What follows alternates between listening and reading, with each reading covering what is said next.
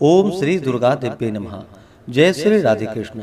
आप सभी का आपके अपने YouTube channel V K Mishra project में बहुत बहुत स्वागत है। आइए आज आप सब सुनेंगे नवरात्रि के 5वें दिन 9वें और 10वें अध्याय की कथा। तो बोलिए प्रेम से माता दुर्गा की जय, नव दुर्गा देवी की जय, सर्व देवी देवता की जय। ऋषि बोले, हे राजन, रक्त बीज के मर जाने पर शुंभ निशुंभ दैत्यों का क्रोध बढ़ गया। फिर दैत्यों की प्रधान सेना को लेकर निशुंभ युद्ध में दौड़ आया। उसके आगे पीछे दाएं बाएं बड़े बड़े दैत्य थे। वे क्रोध के मारे ओट काट रहे थे।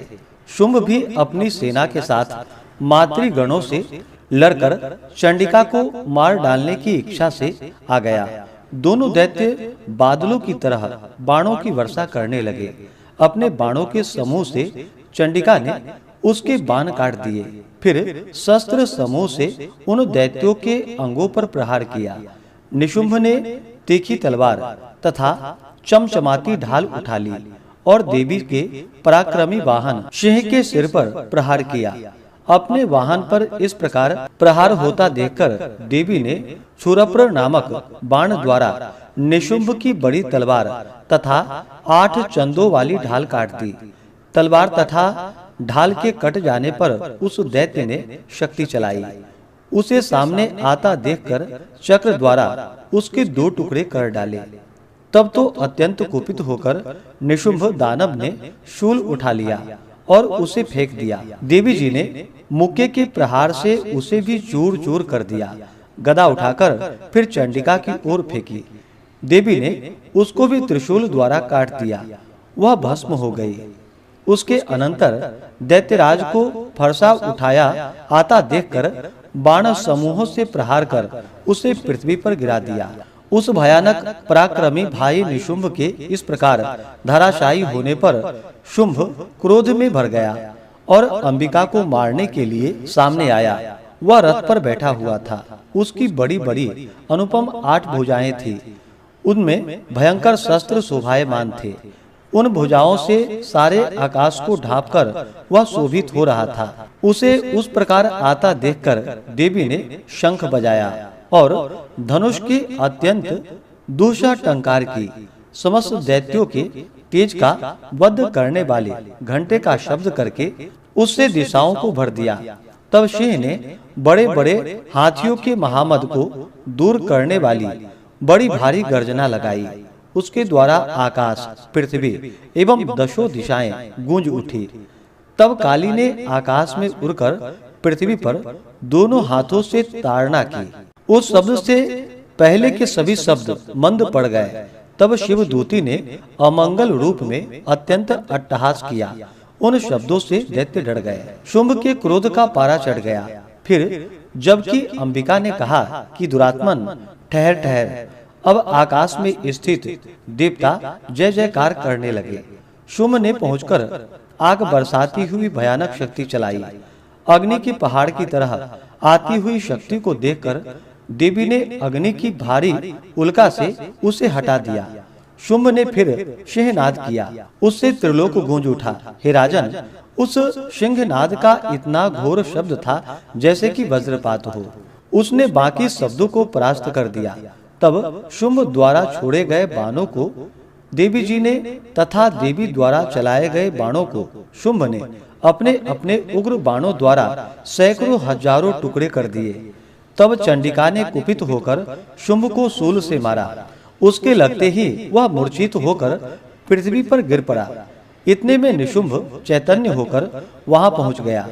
हाथ में धनुष बाणों से काली तथा सिंह पर प्रहार कर दिया। उस दानवराज ने अपनी 10,000 भुजाएं बना ली। फिर चक्रों का प्रहार करने लगा।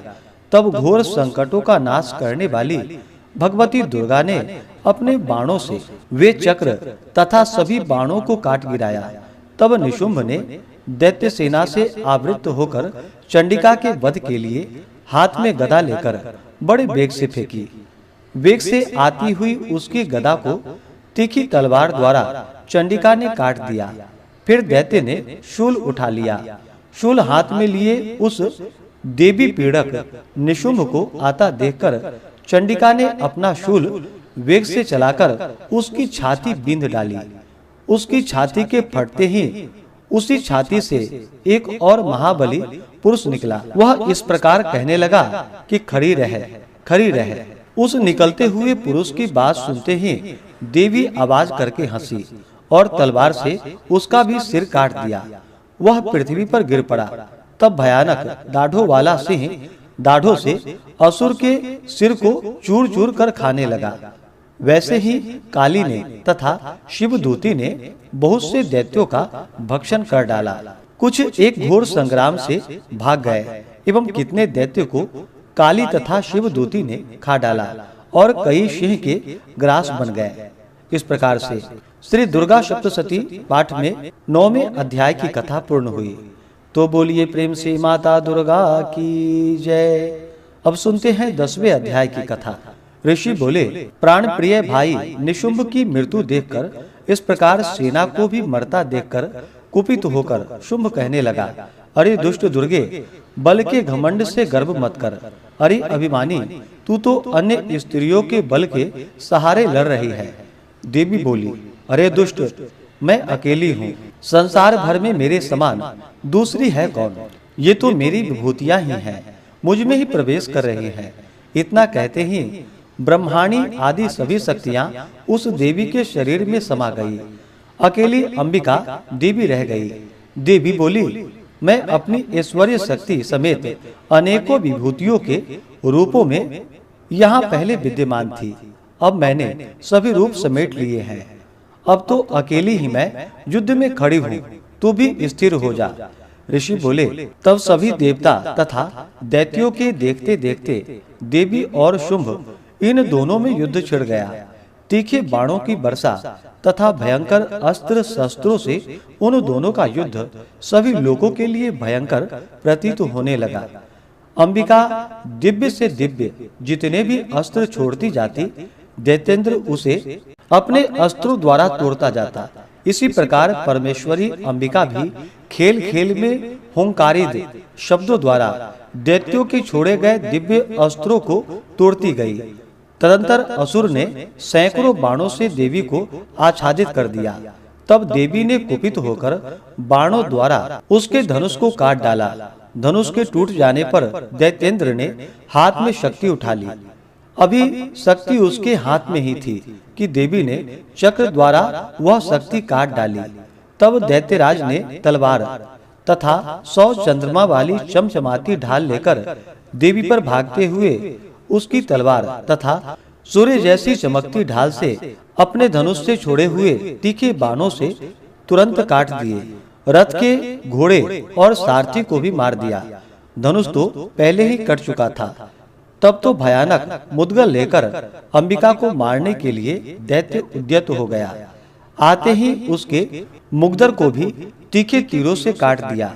फिर भी वह दैत्य मुख का तानकर बड़े वेग से दौड़ा। जाते ही उस दैत्येश्वर ने देवी के हृदय में मुक्का मारा। देवी ने भी उसकी छाती पर एक चपेटा जमा दिया। देवी की उस चपेट के लगते ही वह दैत्यराज पृथ्वी पर गिर पड़ा। गिरकर भी सहसा उसी प्रकार उठ खड़ा हुआ। तब उछलकर देवी को उठाकर आकाश में स्थित हो गया।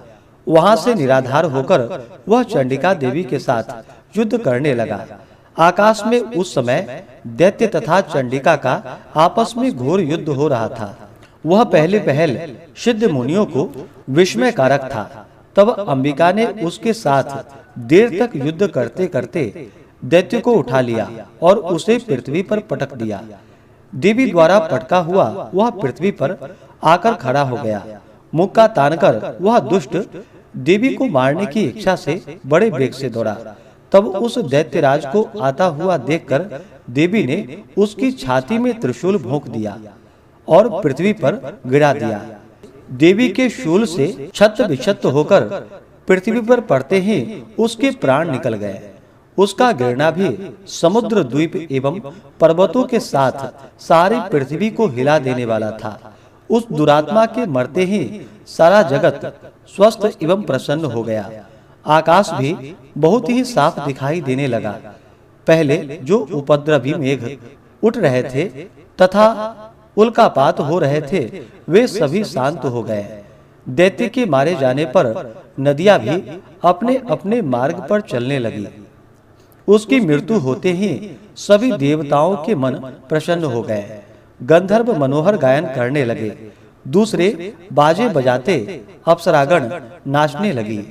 वायु पवित्र होकर चलने लगी, सूर्य उज्जवल होकर चलने लगा। अग्निशाला की बुझी हुई आग अपने आप प्रज्वलित हो उठी। सभी दिशाओं की भयंकर आवाजें शांत हो गई।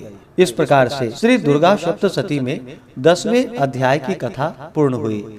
तो बोलिए प्रेम से माता दुर्गा की जय। अब सुनते हैं क्षमा प्रार्थना। हे देवी, हे परमेश्वरी, मेरे द्वारा रात दिन सहस्त्रों अपराध होते रहते हैं। यह मेरा दास है, यूं समझकर मेरे उन अपराधों को आप कृपा पूर्वक क्षमा करो। हे परमेश्वरी, मैं आवाहन नहीं जानता, विसर्जन करना भी नहीं जानता तथा पूजा करने का ढंग भी नहीं जानता। हे देवी क्षमा करो। हे देवी सुरेश्वरी, मैंने जो मंत्रहीन, क्रियाहीन और भक्तिहीन पूजन किया है, वह सब आपकी कृपा से पूर्ण हो।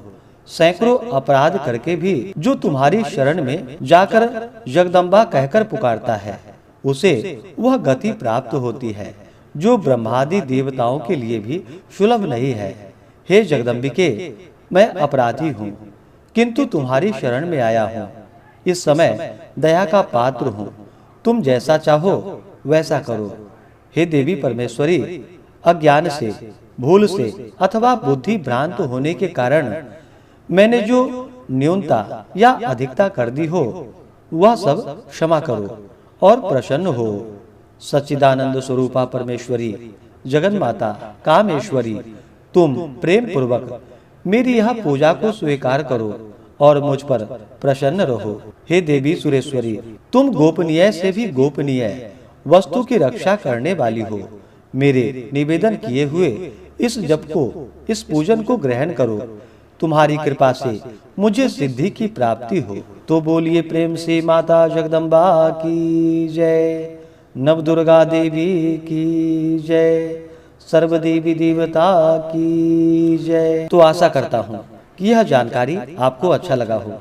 इसी प्रकार से ज्ञानवर्धक जानकारियाँ प्राप्त करते रहने के लिए, व्रत पूजा के बारे में जानने के लिए, कथा को सुनने के लिए चैनल पे अगर आप पहली बार आए हैं तो चैनल को लाल बटन दबा करके सब्सक्राइब करें, साथ में बेल आइकन घंटी को दबाएं ताकि आने वाली वीडियो का नोटिफिकेशन आपको समय से मिलता रहे।